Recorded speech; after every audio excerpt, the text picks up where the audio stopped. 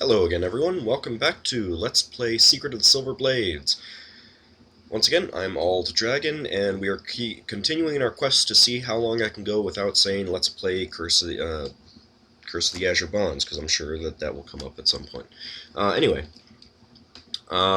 so as I was saying in the last episode, you can buy the Canary. You'll know when the air is bad. I don't. Takes up a slot in your inventory, and you really don't take that much damage from those things. A mirror, again, in case you meet a Medusa, but I like being risky. And this is, of course, if you want to not lose cash if you're overloaded kind of thing. But, again, when you sell it, you'll only get back $250, so it's not really worth it, in my opinion. And you get so much money in this game anyway. It doesn't matter. It really, really doesn't matter. The monsters must tremble at your approach. Kill them all and send them back to the pit. Wow, she is one bloodthirsty weapon seller. Alright, here's the Temple of Gond. Looks like it's the same priest as in Tilverton. Ah, it is the Lions of Courage. We have heard of your battle prowess. May we heal your pain? I haven't even done any battling for you. Where the heck are you hearing of my battle prowess? So again, standard temple menu. I'm pretty sure all of these cost cash, so I'm not going to actually, do them. Strike every blow in glory, for our prayers go with you. You guys don't really sound much like priests of Gond to me. Alright, here's one of the new features in the game. A sign over this door reads, New Verdigris Vault. Hey, didn't we just see you in the armory? We will store items for you or trade for platinum. What do you wish to do? Yeah, so you can get gems in exchange for platinum. Again, you gotta remember that gems, when you sell them, can be anything from 5, 10, 50, 100, 500, so on and so forth. So you could lose a lot in this exchange, but you could also gain a lot. But it's, again, another method of, oh noes, I have so much monies, what will I do with it? I want to keep it all because I'm greedy kind of thing. Personally, I just prefer dumping it in the storekeeper. I don't care. You can trade 500 platinum pieces. How many will trade? 0. So you can deposit, and you can leave money, or you can leave items, and you can come back and get them later. So again, when you get tons and tons of magic items, you can drop them off here. It's it's really absurd how much magic you get, how much magic and money you get in these games. But I'm not going to do anything. I don't need to do anything with them right now. Let's go and see what's over here. Townsmen walk by and shout encouragement. Yay. You enter the home of an old man. He smiles when you enter and starts to spin a tale. What will you do? Let's stay and listen. He talks much of the afternoon, and you're recorded in Journal Entry 54. Old Man's Tale of the Well of Knowledge. The Well of Knowledge was the heart of the old town. It controlled the gateways that allowed travel throughout the valley. Also, it served the old town by providing its enigmatic messages. The town used it, but they did not build it.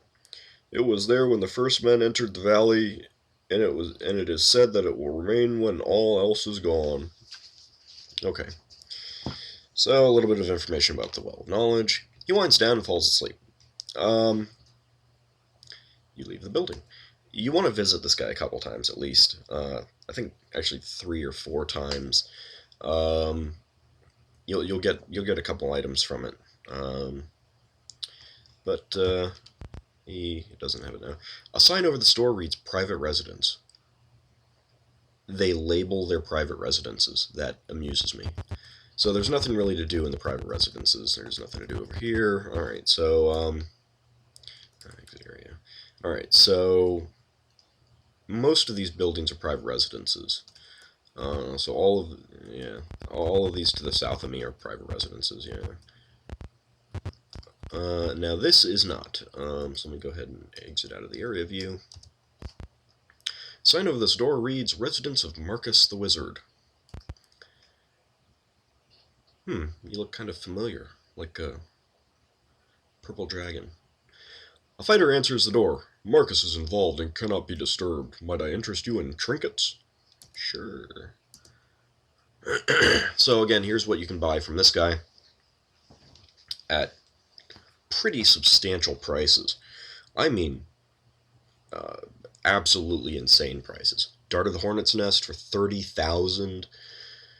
Cleric Scroll, Mage Scroll for 12,000 each. 200 for 6 arrows plus 1. And a Wand of Magic Missiles for the really odd sum of 26,464. Later on, the prices get cheaper, so I'm not going to bother, and I don't have enough right now to buy any of them anyway. So, I guess I'll just exit. If there is nothing else, then I will bid you good day. And he kicks you out. You leave the building. I don't want to leave the building. I want to go... Nah, okay, fine, be that way. So, that's this town. Again, if I area view, all of those up to the north are private residences. So, not much worthwhile. Let's go see what's in the pub. For heroes such as yourselves, the drinks are on the house. What's your pleasure? Let's have a drink. Let's have some beer. You overhear a conversation you recorded in Journal Entry 6. So this game does not have Tavern Tales. Again, I don't usually bother with the taverns in these games. One of the miners saw red-robed figures outside the east wall. Let's go ahead and relax. Journal Entry 8. I didn't drink that much. I'm sure that mouse in the corner was glowing. Yeah, this mouse in the corner is glowing thing is one of those things that if you read through the manual you pick up on, and it never is actually addressed in the game. Let's see if someone else says something else. I think those are the only two ones. Yeah.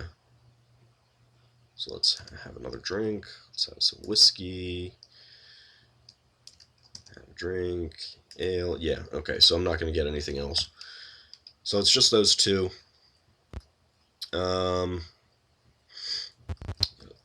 okay, come on, stop that. You're leaving the town. Do you continue? Alright, here is the entrance to the ruins. Again, there is a map at the very beginning of the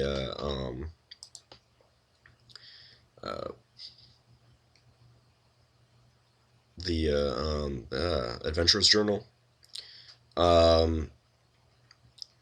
But it doesn't have everything. And you don't really need to actually look at, I mean, sorry, I lost my train of thought. That's what happens when I get sick. You don't need to wander through the ruins just yet.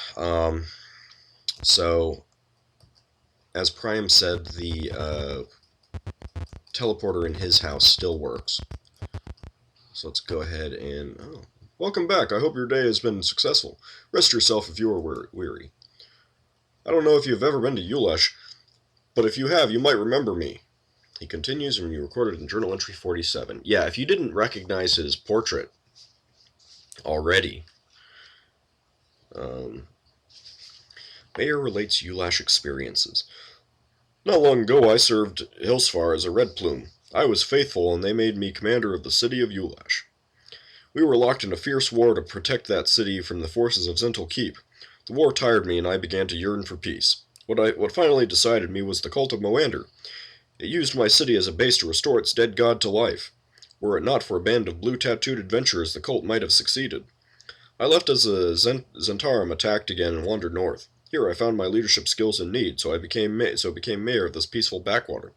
Now that peace is threatened, I hope you have the power to protect us. Yeah, he must have a really short memory. Because that was us. So, anyway. Oh, also, because I'm pretty sure this never actually comes up in the game, but is simply there to trick you. So this was he gave us journal entry 47. Journal entry 48. The glowing mouse's speech. You thought that you had defeated me in Mithranor. Yeah, so I'm not going to read the whole thing because it's kind of silly. If you have the Adventures Journal, you can read it yourself. Yeah, it's supposed to trick you into thinking, oh no, it's Tyrant Thraxus again, as a mouse this time. No, he's gone. He's not in the game. Anyway, here's little rooms. If you want to actually, do a little bit of role-playing yourself, you can actually go into one of these rooms and pretend it's yours and sleep. I'm lazy. I prefer doing my role-playing in person. So let's go ahead and here. Oh. The room contains a simple archway that bursts into shimmering energy. Do you step through? Sure, why not? You've entered the domain, of the Well of Knowledge. You hear the clash of arms. Okay, so, now we've teleported all the way over to the Well of Knowledge, which I will pull up the area view in just a second, but as a quick primer again, this place is filled with teleporters, and you need to keep track of where they're going. Like I said, if you do not have the clue book, you really want to map this place. Or either map it or keep track of the coordinates of the individual teleporters. Just like make yourself a list. Say 1-1 goes to New Verdigris, kind of thing. Otherwise, you're going to get so lost when you try to get to and from places. So anyway, so you can exit area view, and you'll see you're up in the corner, and you can see there's concentric squares in the center. That is the Well of Knowledge. And each one of these little L-shaped or corner-shaped things with a single room is a teleporter. So let's go ahead and turn off area view, move. Oh, step outside. Priests and thieves come pouring out of the alleyway to the north of you. Death to the Black Circle, they shout. You hear a shout behind you. Mages and soldiers come charging up from the south. The well is ours, they cry. That's the Black Circle? They don't look nice. Okay, so what do? Attack mages, attack priests, attack both, duck.